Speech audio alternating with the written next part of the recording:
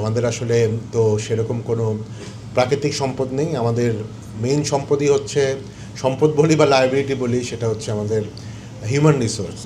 18-19 কোটি দেশে এত অল্প জমির মধ্যে এত লোক, এটা আসলে একটা বড় চ্যালেঞ্জ। এদেরকে কর্ম কোনো কর্মে নিয়োজন করা, এটা মানে রাষ্ট্রের জন্য তো অফকোর্স একটা বড় চ্যালেঞ্জ, আমাদের সমাজের জন্য একটা বড় চ্যালেঞ্জ।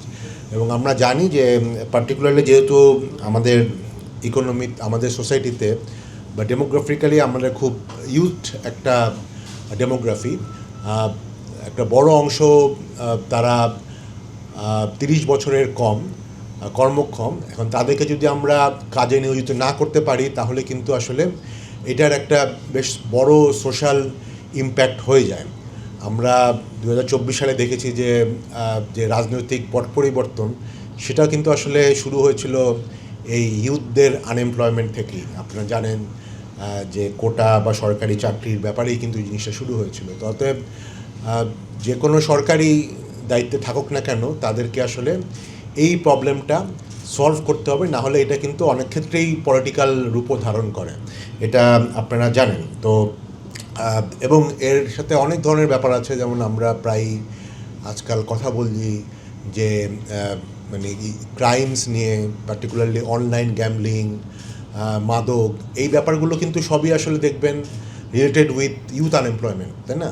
কারণ একজন ছেলে বা মেয়ে যদি কোনো মানে গেইনফুল এমপ্লয়মেন্টে থাকে, তাহলে কিন্তু তার আসলে দেখবেন প্রবণতা এই সকল সোশ্যাল ক্রাইম, গ্যাম্বলিং বলেন বা মাদক বলেন, চাঁদাবাজি বলেন, সেগুলিতে কিন্তু তার যাওয়ার প্রবণতা স্বাভাবিকভাবে কমে যায়।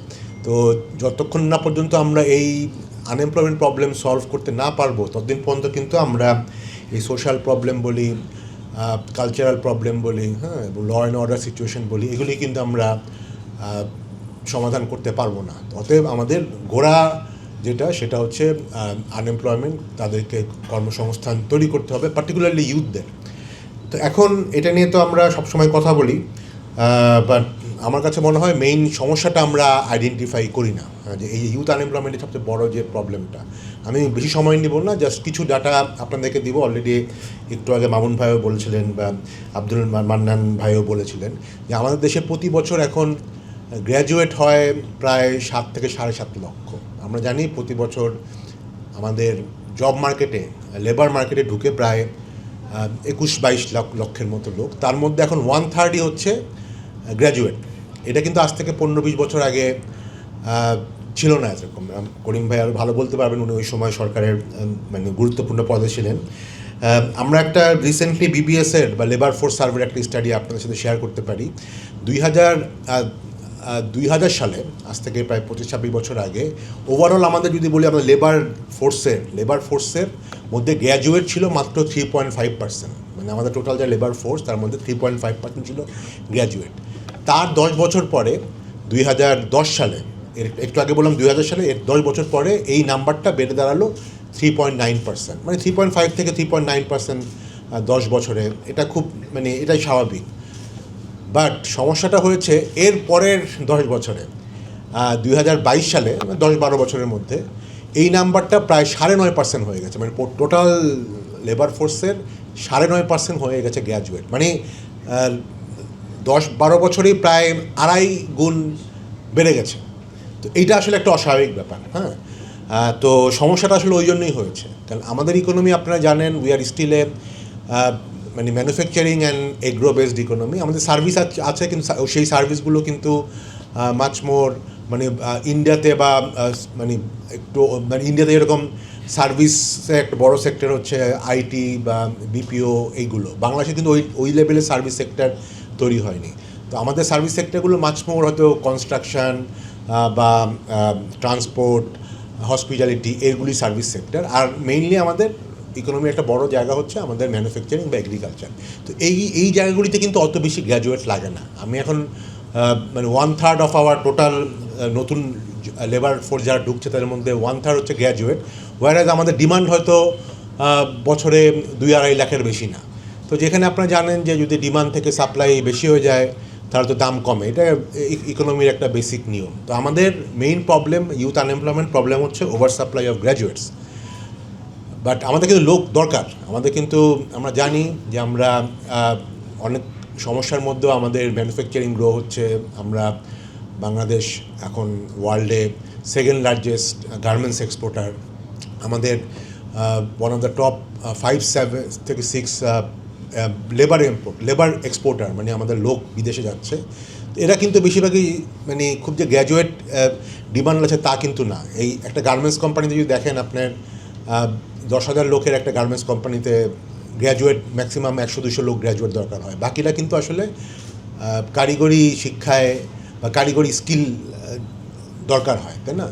তো তার গ্র্যাজুয়েট না হলেও চলে। তো দ্যাট মিনস কি আমার ডিমান্ড তৈরি হচ্ছে কারিগরি বা ভোকেশনাল, ওয়ারাজ আমার সাপ্লাই তৈরি হচ্ছে আমার গ্র্যাজুয়েট। তো এখানে একটা মিসম্যাচ হয়। এই জন্যই আসলে আমাদের যারা তরুণ সমাজ একটা বড় অংশ বেকার থেকে যাচ্ছে। তো এই প্রবলেমটা সলভ করার একটাই উদ্দেশ্য হচ্ছে যে এখান থেকে আমাকে সাপ্লাইটা ডাইভার্ট করতে হবে। ডিমান্ড তো আমি ইচ্ছা করলেই চেঞ্জ করতে পারবো না, তাই না? কিন্তু আমার সাপ্লাইটা ডাইভার্ট করতে হবে। সাপ্লাই ডাইভার্ট করার একটা ওয়ে হচ্ছে দুটা। একটা হচ্ছে যে আমার হয়তো গ্র্যাজুয়েটের নাম্বার কমাতে হবে। প্রতি বছর 7-7.5 লক্ষ লোক গ্র্যাজুয়েট বার হয়, এবং বাই দ্য ওয়ে এর মধ্যে কিন্তু 7 লাখের মধ্যে প্রায় 4.5 লক্ষ লোক কিন্তু ন্যাশনাল ইউনিভার্সিটি যে 2200 করা যাচ্ছে সেখান থেকে পাশ করে। আমি জানি না আপনাদের এখানে ন্যাশনাল ইউনিভার্সিটিতে কেউ আছেন কি না। তো দ্যাট মিনস একটা বড় অংশ কিন্তু ন্যাশনাল ইউনিভার্সিটি থেকে পাশ করছে, এবং এরা আপনার বেশিরভাগ, আমি অন্য কোনোভাবে নিয়েন না, যে বেশিরভাগই একটা বড় অংশ যা শুধু তারা একটা ডিগ্রির জন্য এখানে যায়। বেশিরভাগ ক্ষেত্রে অনেক ক্ষেত্রে ক্লাসও হয় না। তো সেই জায়গাটাতে আমাদের একটা বড় প্রবলেম। তো গ্র্যাজুয়েটও হচ্ছে, সেই গ্র্যাজুয়েটও আসলে মানে মানে কোয়ালিটি গ্র্যাজুয়েট হচ্ছে না। তো এই জায়গায় দুইটা ব্যাপার আছে। একটা হচ্ছে যে মানে যাতে গ্র্যাজুয়েটের নাম্বারটা কমায় এদেরকে টেকনিক্যাল অ্যান্ড ভোকেশনাল জায়গায় দেওয়া যায়, যেটা আপনারা অলরেডি চেষ্টা করছেন। ইউসেফ বা টিএমএসএস বা আরও যারা আছেন টেকনিক্যাল ইনস্টিটিউটগুলো চেষ্টা করছেন। আরেকটা জায়গাতে আমরা আসলে গত পলিসি লেভেলেও কাজ করার চেষ্টা করছি, সেখানে হচ্ছে যেহেতু সবচেয়ে বেশি গ্র্যাজুয়েট বার হচ্ছে ন্যাশনাল ইউনিভার্সিটি থেকে, প্রতি বছর 4.5 লক্ষ, ন্যাশনাল ইউনিভার্সিটির মধ্যেই কীভাবে এমবেড করা যায়। ধরেন একটা ছেলে বা মেয়ে হয়তো সোশ্যোলজিতে পাশ করতেছে, এখন হয়তো 3rd ইয়ার বা 4th ইয়ারে আমরা তাকে কিছু কারিগরি শিক্ষা দেওয়া, সে ফর এক্সাম্পল সে শেফ মানে রান্না করা শিখবে, হ্যাঁ, বা ড্রাইভিং শিখবে। তো এইগুলো যদি তাদেরকে শেখানো যায়, সেও তো গ্র্যাজুয়েট হলো সোশ্যাল কারণে, বিভিন্ন কারণে, বাট অ্যাটলিস্ট কোনো একটা কারিগরি বা ভোকেশনাল শিক্ষা নিয়ে তারা শিখলো। তো এই জায়গাটা অলরেডি ন্যাশনাল ইউনিভার্সিটির ভিসি মহোদয়ের সাথে আমরা বেশ কয়েকবার বসেছিলাম, আমরা বলেছিলাম, ওনারা চেষ্টা করছে, বাট ওনারা তো আইটি স্কিলের ব্যাপারে বেশি ফোকাস করছে। বাট আমার কাছে মনে হয় আইটির সাথে নন আইটি যেই সকল ভোকেশনাল স্কিলগুলো আছে সেগুলো আসলে এই গ্র্যাজুয়েটদেরকে আসলে শেখা দরকার। মানে আমি ভোকেশনাল স্কিল, মানে আমরা জানি যে কথার কথা আমাদের অনেকেই দেশের বাইরে ছিলাম, তো ওখানে কি আমরা রান্না করি নাই? আমাদের তো রান্না করতে হয়েছে, রান্না শিখতে হয়েছে। আমরা গ্র্যাজুয়েটও রান্না তো করতে হয়। তা আপনি জানেন বাংলাদেশের এই পার্টিকুলারলি এই কয়দিন আগে গত মাসেই আমরা একটা জব ফেয়ার করেছিলাম, chef and hospitality job fair. তো আমরা আপনারা দেখবেন পেপারেও যে ইউরোপে যেই জায়গাগুলোতে, যেমন ইতালি বা পর্তুগাল, এখানে সবচেয়ে বেশি বাংলাদেশি যায় এবং তারা কাজ করে হচ্ছে শেফ হিসাবে, মানে রেস্টুরেন্ট অ্যান্ড হসপিটালিটি ইন্ডাস্ট্রিতে। তো সেই জায়গাটা কিন্তু একটা বড় জায়গা। তো আমি আসলে উদাহরণ দিলাম, তো মানে it can be chef. Even গতকালও দেখলাম যে দুবাই এবং কাতার থেকে তারা প্রচুর ড্রাইভার নেবে, তাই না? এখন একটা ড্রাইভার, একটা গ্র্যাজুয়েটও তো ড্রাইভার হতে পারে, তাই না? আমরা তো জানি যে নিউ ইয়র্ক, টরন্টোতে আমাদের অনেক ডক্টরেট লোকজনও ট্যাক্সি চালাচ্ছে। তো তাহলে আমার মানে ওরা যদি চালাতে পারে, আমরা এখানে অ্যাটলিস্ট আপনি যদি দেখেন বাংলাদেশে যদি কেউ ড্রাইভিং লাইসেন্স থাকে, সে কিছু না হলেও উবার চালায়ও ঢাকাতেও সে 30-35 হাজার টাকা ইনকাম করতে পারে, তাই না?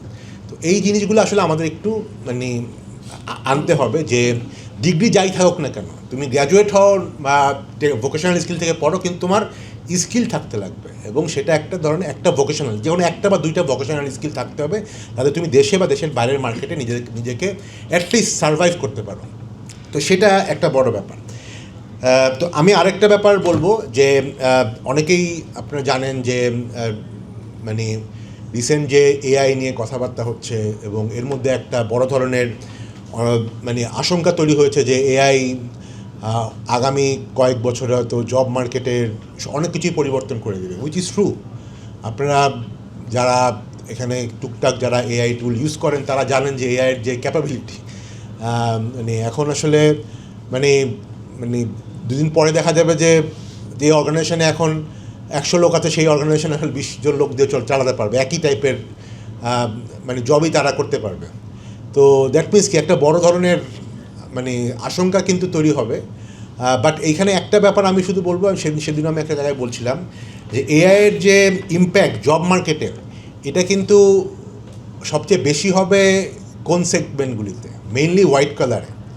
কারণ ধরেন আপনার হোয়াইট কালার মানে ধরেন একটা অ্যাকাউন্টেন্ট জব, একটা মার্কেটিংয়ের জব, একটা অ্যাকাউন্টেন্টের জব হয়তো আগামী কয়েকদিন পরে, কয়েক মাস পরে বা কয়েক বছর পরে থাকবেই না, কারণ ওই জবগুলো বেশিরভাগই আসলে এআই দিয়েই করা সম্ভব। মার্কেটিংয়ের জব আপনি জানেন এখন অ্যাডভার্টাইজমেন্ট ইন্ডাস্ট্রি অলমোস্ট জিরো হয়ে যাচ্ছে, কারণ এখন যেই এআই টুলস আছে, যেটা 10-15-20 জন লোক নিয়ে একটা অ্যাডভার্টাইজমেন্ট তৈরি করতে লাগতো, ক্রিয়েটিভ অ্যাডভার্টাইজমেন্ট, সেটা এখন 5-10 মিনিটে করা সম্ভব।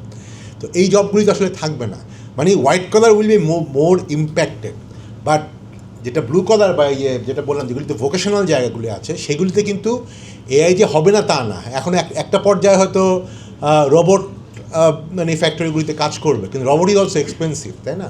আমাদের যেহেতু একটা বড় সুবিধা হচ্ছে আমাদের লেবার সাপ্লাই বেশি, তো আমাদের মতো কান্ট্রিতে হয়তো ইম্প্যাক্ট পড়তে টাইম বেশি লাগবে। যেগুলি হয়তো ডেভেলপড কান্ট্রি, হ্যাঁ, যেমন ধরেন ইউরোপ আমেরিকা তো of course, even like Hong Kong, Singapore, এই টাইপের ডেভেলপড কান্ট্রি যারা আসলে মেইনলি নলেজ ইন্ডাস্ট্রি, ইভেন ইন্ডিয়াতেও, ভারতে যেটা একটু আগে বললাম যে একটা বড় ব্যাপার হচ্ছে আইটি ইন্ডাস্ট্রি বা সফটওয়্যার ইন্ডাস্ট্রি, ওরাও কিন্তু অনেক আশঙ্কার মধ্যে আছে যে এআইয়ের জন্য ওই ইন্ডাস্ট্রিগুলো ব্যাপকভাবে লোক হয়তো ডিমান্ড কমে যাবে। তো যেটা বলার চেষ্টা করছি সেটা হচ্ছে যে এআইয়ের ইম্প্যাক্টটা হোয়াইট কলারে বেশি হবে, মানে আপনার এই টেকনিক্যাল বা ব্লু কলারে ভোকেশনালে কম হবে, এটা একটা ব্যাপার। আরেকটা হচ্ছে আপনি দেখবেন যে বিদেশে জবের ক্ষেত্রে আমাদের জব কিন্তু বেশিরভাগ দেখবেন বাংলাদেশ থেকে যারা প্রায় 1.5 কোটির মতো মানুষ বিদেশে আছে, এদের একটা বড় অংশ কিন্তু আসলে সার্ভিস সেক্টরে কাজ করে। হ্যাঁ, খুব বেশি যে নলেজ ইন্ডাস্ট্রিতে কাজ করে তা কিন্তু না। দেখবেন আপনার মালয়েশিয়ায় যান, হোটেলগুলিতে বাংলাদেশি থাকে, বাংলাদেশি ওয়েটার থেকে শুরু করে হাউসকিপার, ম্যানেজার বাংলাদেশি থাকে। ইভেন একটু আগে যেটা বললাম আমি, ইতালিতে বললাম, ইউরোপে বললাম, সেসব জায়গায় এই যে হোটেল ট্যুরিজম ইন্ডাস্ট্রিতে কাজ করে। তো ওই ইন্ডাস্ট্রিগুলো কিন্তু দেখবেন এআই এর ইম্প্যাক্টটা কম হবে, কারণ ধরেন আপনি এক্সপেক্ট করবেন না যে আপনার ওয়েটার, হ্যাঁ জাপানে দেখবেন গেলে ওয়েটারও একটা রোবট আপনার থেকে সার্ভ করছে, কিন্তু মানুষ আসলে এক্সপেক্ট করে একটা হিউম্যান তাকে এই সার্ভিসগুলো দিবে, তাই না? একটা রিসেপশনে একটা হিউম্যান থাকবে যে তাকে গ্রিট করবে, তাকে হেল্প করবে। তো এই হসপিটালিটি ইন্ডাস্ট্রি যেখানে বাংলাদেশের সাথে বেশি লোক কাজ করে বিদেশে, সেই ইন্ডাস্ট্রিগুলো কিন্তু এআই বা এই টাইপের টেকনোলজি দিয়ে ইম্প্যাক্টেড কম হবে। তো এটা আমাদের জন্য একটা অপরচুনিটি, তাই না? কারণ আমরা তো ওই জবগুলোই বেশি করি। তো সেই জন্য আমাদেরকে আসলে নিজেদেরকে তৈরি করতে হবে ওই জবগুলিতে, এবং সেখানে অলরেডি আপনি যেমন ল্যাঙ্গুয়েজের কথা বললো, কমিউনিকেশনের কথা আসলো, বাট সাথে সাথে কোনো একটা পার্টিকুলারলি স্কিল থাকতে হবে।